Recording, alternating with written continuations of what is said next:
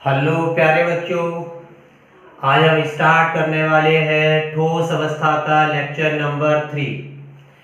Lecture number 2 में last हमने numerical आपको कराए थे एनसीईआरटी के।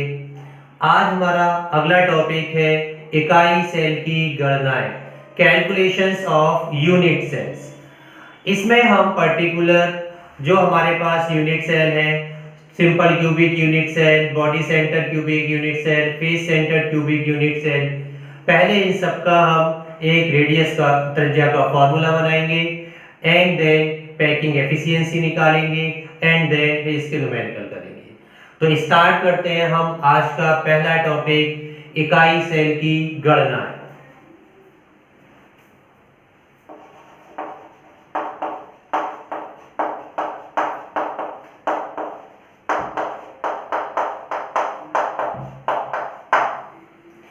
इकाई सेल की गणनाओं में सबसे पहले हम बात करेंगे सिंपल क्यूबिक यूनिट सेल की त्रिज्या ज्ञात करना। तो पहला रहेगा सिंपल क्यूबिक यूनिट सेल की त्रिज्या ज्ञात करना। देखते हैं, सबसे पहले बनाते हैं सिंपल क्यूबिक यूनिट सेल।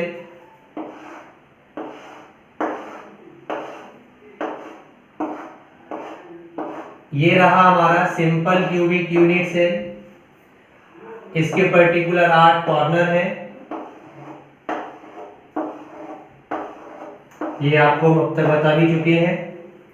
त्रिज्या निकालना है। देखिए, यहां से लेकर इस स्फीयर की त्रिज्या r और यहां से लेकर इस स्फीयर की त्रिज्या r और यहां से यहां तक पूरी डिस्टेंस d। हम d से शो ना करके इस डिस्टेंस को शो करेंगे a से। क्या हुआ, हाफ, यानी कि इस स्फीयर की त्रिज्या r और ये r, तो ये हो गया हमारा 2r = a। तो r = a/2। अगर न्यूमेरिकल में सिंपल क्यूबिक यूनिट सेल की त्रिज्या निकाली जाए तो फॉर्मूला क्या बनेगा, r = a/2।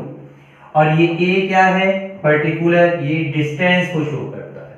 क्लियर है, इसे नोट कर लीजिए, फिर आगे बताते हैं।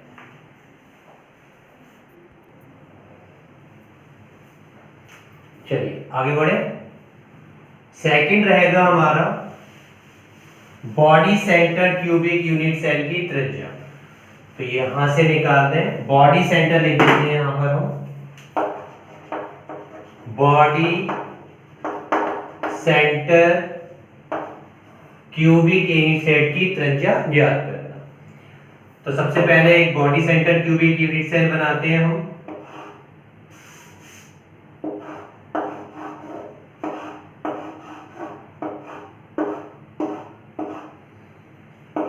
ये इसके 8 हमारे कॉर्नर हो गए।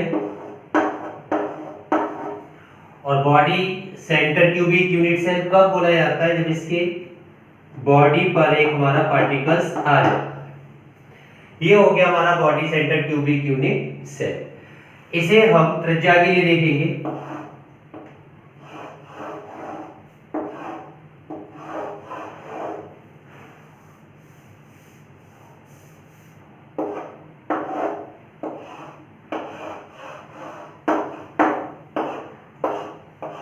देखिए, यहां पर हमारे पास आएगा सेंटर पर,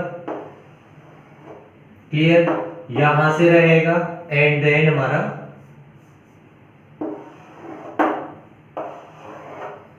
इसे थोड़ा और बड़ा बना लेते हैं।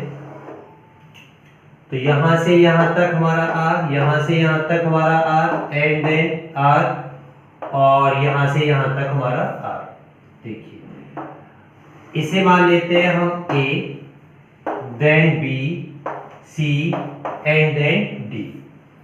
यहां से यहां तक की जो हमारी दूरी है ये a मान लेते हैं, यहां से यहां तक a मानते हैं एंड देन a मानते हैं। क्लियर है। अब देखिए, यहां से ये एक ट्राइंगल बन गया। क्या बन गया, ADC। ADC और इसका एक ट्रायंगल क्या बन गया, ACB या ABC कह सकते हैं, ABC। इस दोनों में ये वाला जो एरिया है ये कॉमन है, ये शो करता है बॉडी डायगोनल को। रेडियस इसकी निकालेंगे तो 1 2 3 4 हाफ आर ये, एंड देन आर ये, एंड देन आर, और एंड देन आर। तो ये हो गया हमारा 4r is equal to body diagonal. यहां लिख देते हैं, रफ कर देते हैं, यहां पर कैलकुलेशन आसानी हो जाएगी।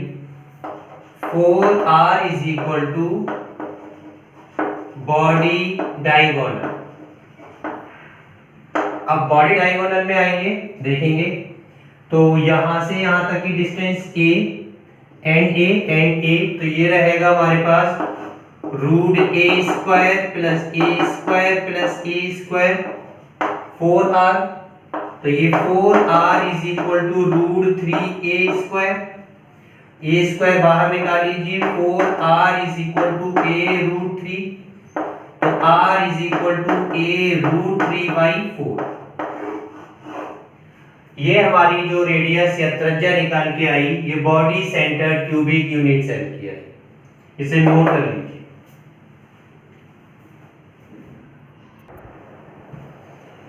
चलिए अब करें इसे थर्ड देखते हैं। यहां जो बॉडी सेंटर्ड है, यहां कर दीजिए आप face centred cubic unit cell की त्रिज्या ज्ञात करना। Face centre cubic unit cell की त्रिज्या ज्ञात करना। तो सबसे पहले इसका ग्राफ बना लेते हैं।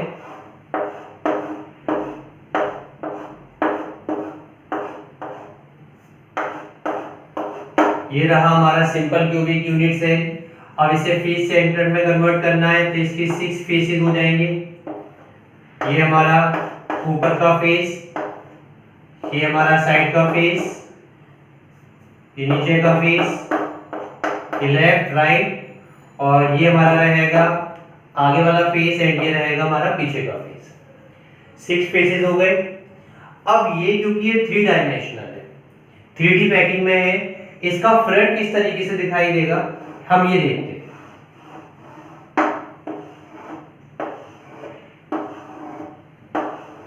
जो इसका फ्रंट दिखेगा वो कुछ इस तरीके का दिखेगा, और इसमें हम ये देखेंगे तो यहां से यहां तक की त्रिज्या हमारी r, इसका सेंटर मानेंगे तो यहां से यहां तक की त्रिज्या r, and then r, and then r। ये हमारा रहेगा a, ये रहेगा b, and then c। Clear? यहां से यहां तक की डिस्टेंस a, यहां से यहां तक की डिस्टेंस a। क्लियर है? तो यहां से हम इस तरीके से जब इसे फॉर्म करेंगे तो ये ट्रायंगल बन जाएगा। क्लियर है? अब इतने एरिया को जरा हम बाहर निकालें तो देखते हैं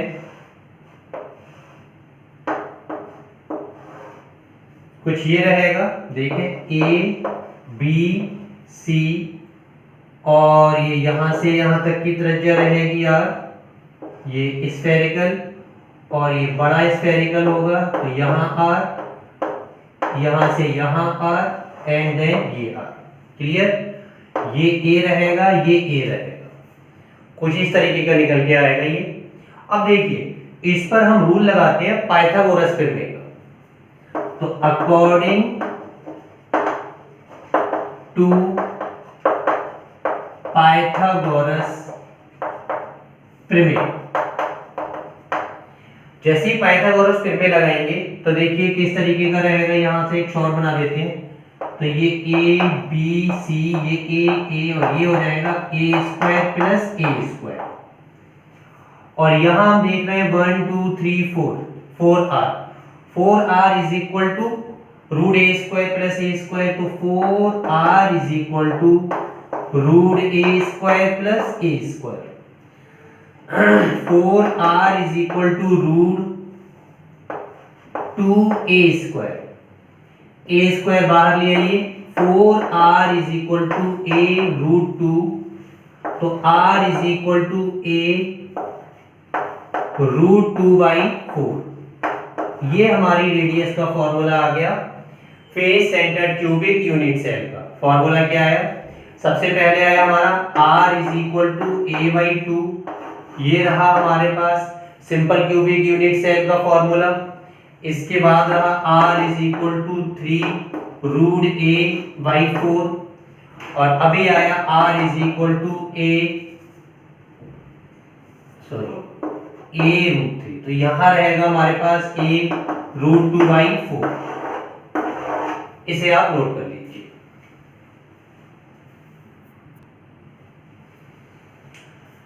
अब करें।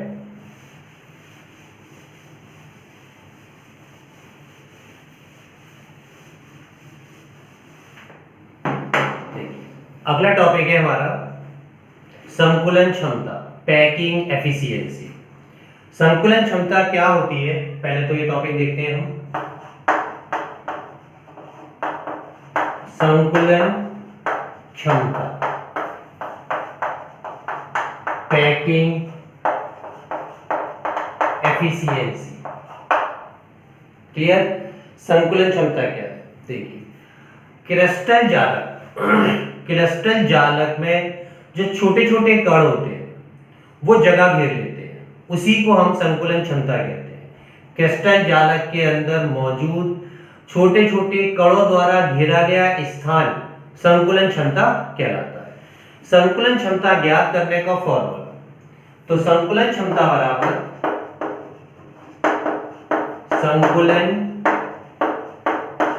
बराबर वॉल्यूम ऑफ स्फीयर, यानी कि गोले का आयतन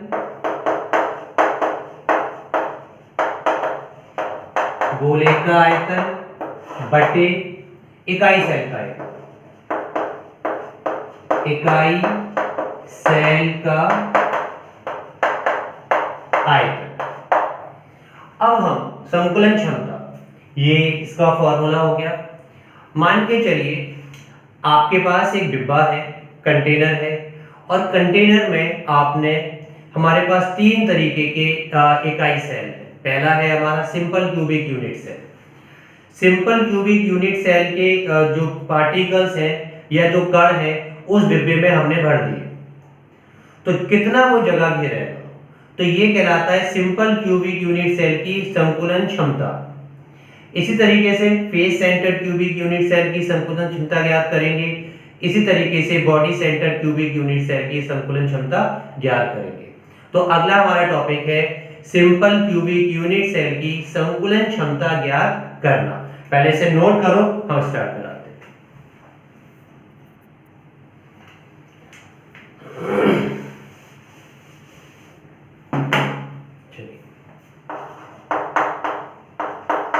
सिंपल क्यूबिक यूनिट सेल की संकुलन क्षमता ज्ञात करना। क्लियर? तो सबसे पहले एक सिंपल क्यूबिक यूनिट सेल बनाते हैं।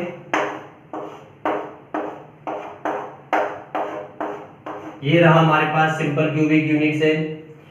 इस सिंपल क्यूबिक यूनिट सेल में जो हमारे कण है, हम बता चुके हैं, तो कण है इसमें 1, इससे पहले वाले हम उसमें निकाल चुके हैं 8/1/8 करके, तो कणों की संख्या आ गई 1।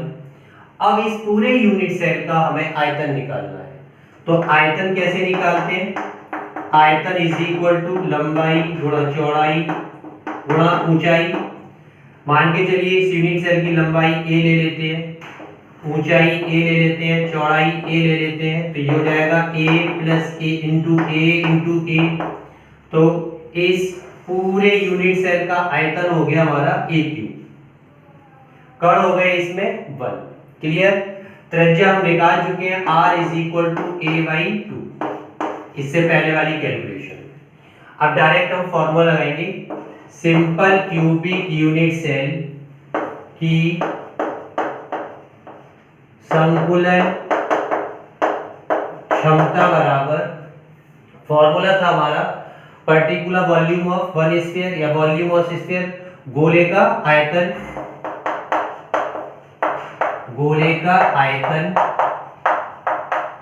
बटे पूरे हमारे वॉल्यूम ऑफ यूनिट सेल, इकाई सेल का आयतन, इकाई सेल का आयतन। अगर संकुलन क्षमता की परसेंटेज निकालनी है हमें, प्रतिशत मात्रा, तो इंटू 100 हम यहां पर कर देंगे। ठीक है, आगे देखिए। देखिए गोले का आयतन कितना होता है, 4/3 पाई आर क्यूब। क्लियर। आगे इकाई सेल का आयतन हम निकाल चुके हैं। इकाई सेल का जो आयतन निकलेगा वो है हमारा ए क्यूब। परसेंटेज निकालनी है हमें इंटू 100। देखिए अब देखिए यहाँ पर सिंपल क्यूबिक यूनिट सेल है, इसमें कितने कण आए हैं निकल के, 1। तो आप क्या कर दें, इंटू 1। ये रहा, इसकी हमें कैलकुलेशन करनी है। आगे देखेंगे तो 1 इंटू 4/3 इंटू पाई की वैल्यू होती है 3.14 इंटू आर स्क्वायर। तो आर की जगह क्या लगा, आर स्क्वायर की जगह a/2 स्क्वायर है, तो a/2 into a/2 into a/2 3 times लिख दीजिए अपॉन ए क्यूब। संकुलन क्षमता की प्रतिशतता के लिए 100। तो देखिए 1 2 3 जो गुणा होते हैं उसमें घातें जुड़ जाती है, तो ए क्यूब से हमारा ए क्यूब कैंसिल हो गया। आइए यहां से 2 से 4, 2 2 जा 4 यानी कि 2 टाइम, और ये 2 से 2 कैंसिल हो गया। क्लियर है। आगे देखेंगे 3.14 इंटू 100 डिवाइड बाई 3 इंटू 2, ये 3 और एक ये 2। क्लियर। अब आप जब इसकी कैलकुलेशन करोगे तो कैलकुलेशन करके आएगा 52.3%। तो सिंपल क्यूबिक यूनिट सेल की संकुलन क्षमता की जो प्रतिशतता आई 52.3%। इसे नोट कर लीजिए।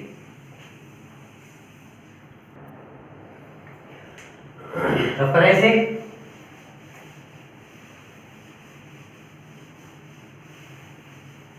चलिए अगला देखते हैं हम। सिंपल क्यूबिक के बाद देखते हैं हम face centre cubic unit cell. तो यहां कर देते हैं face centre cubic unit cell की संकुलन क्षमता ज्ञात करना। सेम है, पहले तो हम face centre cubic unit cell बना लेते हैं।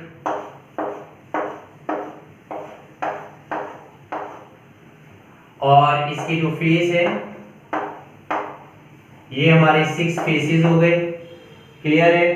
तो इसमें जो कण आए निकल के, कणों की संख्या निकल के आई 4। इससे पहले बता चुके हैं 1/8 इंटू 8 प्लस 6/2। इस तरीके से हमने जो कैलकुलेशन की थी, तो ये निकल के आया था हमारा 1 और ये निकल के आया था हमारा 3। तो 6 इंटू 2 इज 4। तो ये कण की संख्या आ गई निकल के। आगे देखिए इसकी त्रिज्या अभी हमने निकाली थी, तो r is equal to a√2/4 निकाली थी। क्लियर है। अब देखेंगे इसमें आगे, तो पैकिंग एफिशिएंसी संकुलन क्षमता डायरेक्ट निकाल देंगे। संकुलन क्षमता प्रतिशतता इज इक्वल टू एक गोले का आयतन, तो हम लगाएंगे गोले का आयतन बटे इकाई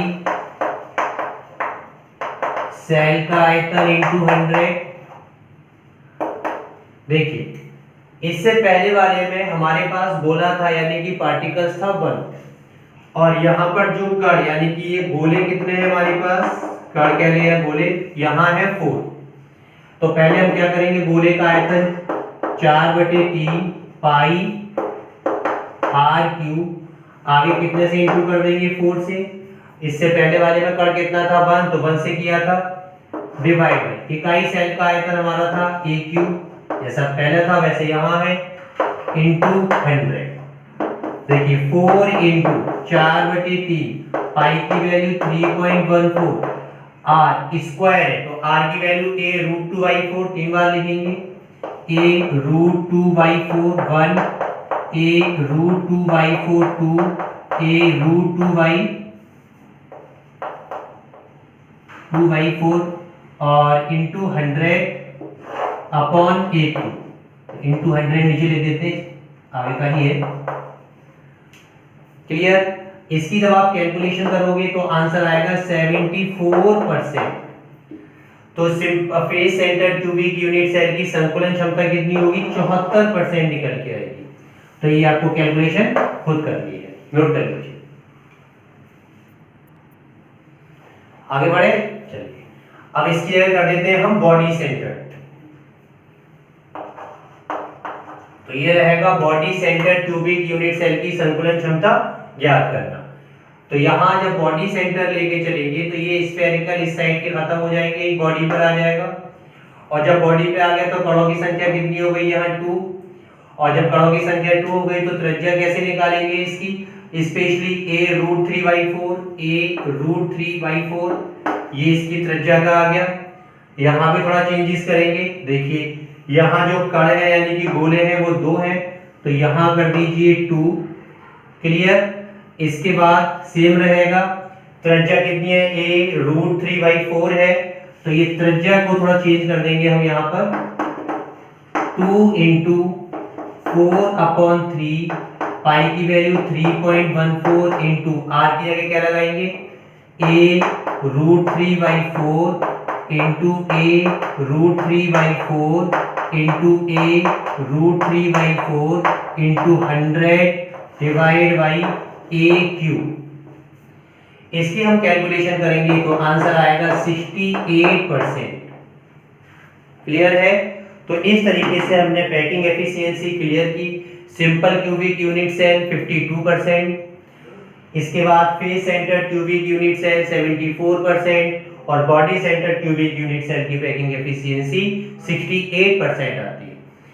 ये ऑब्जेक्टिव में बहुत इंपॉर्टेंट है।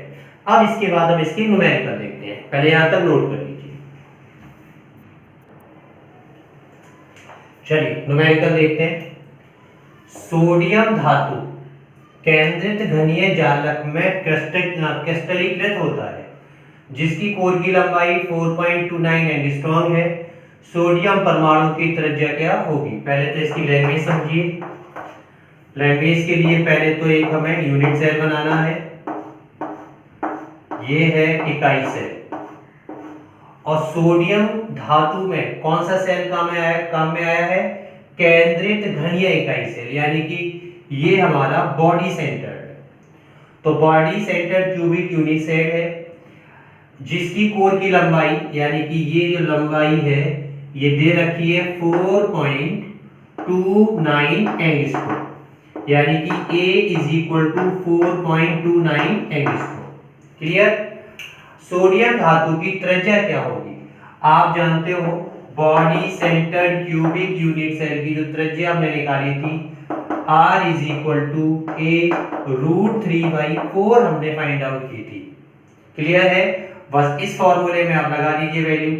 तो हमारे पास A दिया हुआ है 4.29, तो 4.29 इंटू रूट 3 की वैल्यू होती है 1.7/4। कैलकुलेशन करेंगे इसकी तो ये आएगा 7.4/4। इसको हम कैलकुलेट करेंगे तब आएगा 1.85 एंगस्ट्रॉम।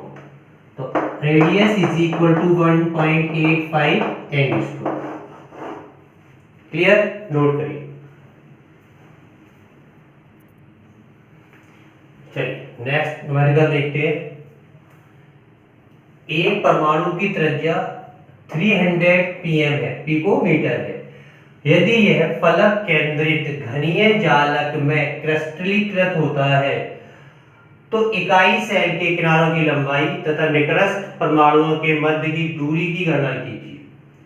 तो अभी हमें इसमें क्या क्या फाइंड आउट करना है? एक तो डिस्टेंस यानी कि दूरी, d की वैल्यू निकालनी है। क्लियर?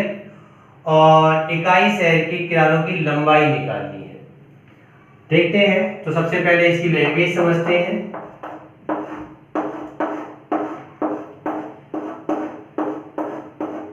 ये हमारे पास यूनिट सेल यहाँ दिया गया है फलक केंद्रित यानी कि फेस सेंटर्ड। फेस सेंटर्ड में यहाँ हम इसके फलक पे एटम्स लगा देते हैं। अब देखते हैं आगे, यहां से यहां तक की जो डिस्टेंस है, दूरी हमें फाइंड आउट करनी है, ये दूरी निकालनी है। और हमने इससे पहले आपको बताया था यहां जो दूरी मान रहे थे a और यहां हमने रेडियस लेके रखा हुआ था r। तो फॉर्मूला क्या बनाया था, a = 2r। आप ऐसे भी निकाल सकते हो या इसे d से शो कर सकते हो, तो d = 2r। r क्या है यहाँ पर, रेडियस, तो d = 2r। और यहाँ पर रेडियस दी गई है, हाँ त्रिज्या दी गई है 300 पिकोमीटर। तो 2 × 300, तो डिस्टेंस = 600 पिकोमीटर। एक तो ये डिस्टेंस आ गई। इकाई सेल की किनारों की लंबाई, तो किनारों की लंबाई पहले हम त्रिज्या का एक फॉर्मूला देखते हैं।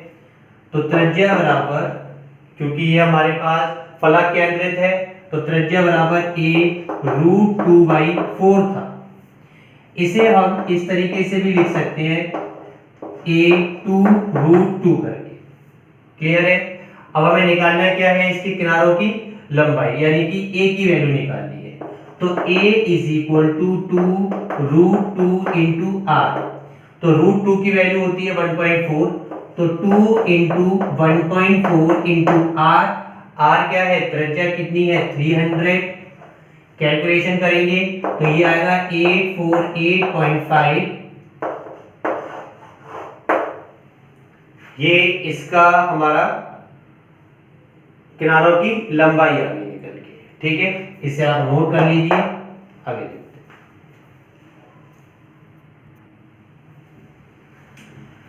प्यारे बच्चों, आज के लिए इतना ही। नेक्स्ट लेक्चर में आपको हम पैकिंग और पैकिंग 2 डायमेंशनल 3 डायमेंशनल पैकिंग के बारे में बताएंगे। यहाँ तक जो भी टॉपिक अगर आपके समझ में नहीं आया हो तो प्लीज़ कमेंट बॉक्स में लिखकर उस टॉपिक के बारे में जरूर बताएं। अदरवाइज आप कमेंट देते रहिए।